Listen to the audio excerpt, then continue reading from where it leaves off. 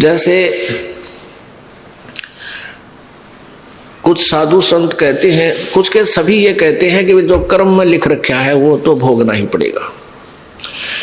अब दुखी आत्मा जिसके ऊपर आपत्ति आएगी, आपत्ति किस चीज से आती है? पाप कर्मों से। पुण्य से जीव को सुख होता है और पाप से दुख।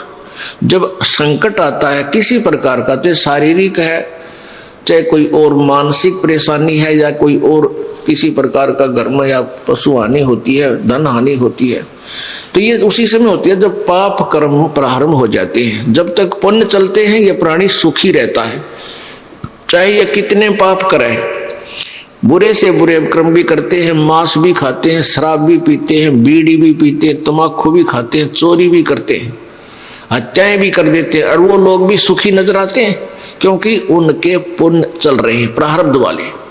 और जिस दिन वो पुण्य समाप्त हो जाएंगे फिर पाप कर्मों का दौर शुरू होगा, और फिर देखना उसकी क्या दुर्गति होगी। किसी की को अंधा हो जाएगा, किसी का कैंसर हो जाएगी, कीड़े पड़ेंगे, टांग टूट जाएगी, एक फिर परिवार में ऐसे ही कई कई हानियां हो जाएंगी। फिर वो रोएगा क्योंकि उसके पुण्य खत्म हो गए। फिर वो चलता है साधु संतों के पास, क्योंकि सबको पता है कि परमात्मा संत रूप में आता है।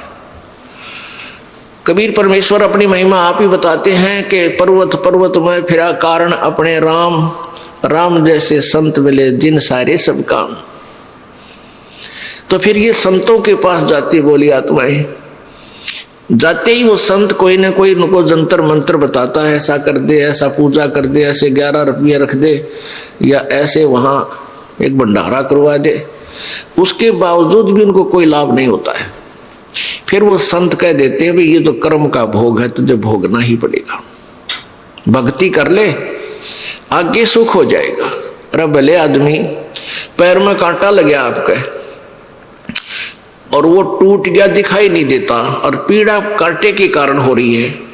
आप जाते हो दूसरे को दिखाते हो मेरे पैर में दर्द हो रहा है, उसने देखा साफ करके कि कांटा लग गया है, इस कांटे के कारण पीड़ा है। अब वो व्यक्ति ये कहे कि कांटा तो निकल नहीं सकता, अब जूता पहन ले, आगे कांटा नहीं लगेगा। तो कांटा लगे पैर में जूता पहना नहीं जा सकता, वो तो कांटा निकले फिर वो जूता पहना जा, और फिर वो कभी नहीं निकालेगा उस जूते को कि कहीं फिर कांटा ना लग जाए।